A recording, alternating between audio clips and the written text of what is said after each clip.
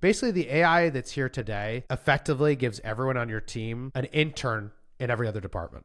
That's like kind of like the level of where the AI is at. It's like you have an intern, but it's getting better rapidly. So soon it will be like you have like a mid-level person. And this is interesting because a lot of our systems and companies are set up around prioritization. Like, how do we make sure that we're doing the right thing at the right time? How do you make sure that you're not wasting resources? So if you want to make a new web page for a feature, what do you have to do? Well, someone has to wireframe it. You have to work with copy, figure out what copy is going to go on there. Back and forth, back and forth. Is it the right wireframe? Is this the right copy? Are these the right images? Yada, yada, yada. Once that's figured out, it gets put on a list. It gets prioritized against the other work that an engineer is going to do. Engineer makes the page, puts it up there. And all these people are busy. All these people are doing lots of different things. All these people have meetings. Sadly, that type of process could take a lot of planning. It could take over a month, right? For like the right thing.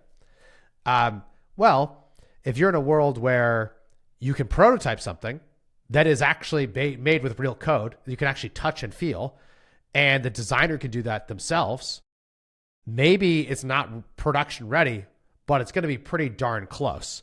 And how quickly can you get there? Because the code is the LLM is writing the code for you. It's like, well, something that might have taken you 2-3 days to figure out yourself, or maybe you couldn't have in 2-3 hours. If you say with the copywriter, maybe you can get it to a place where it's like ready to be checked in with an engineer who is going to actually like make sure that it's ready before it goes out, or maybe it just goes out the door. And so that one example, let's say it takes a day instead of taking over a month to get out.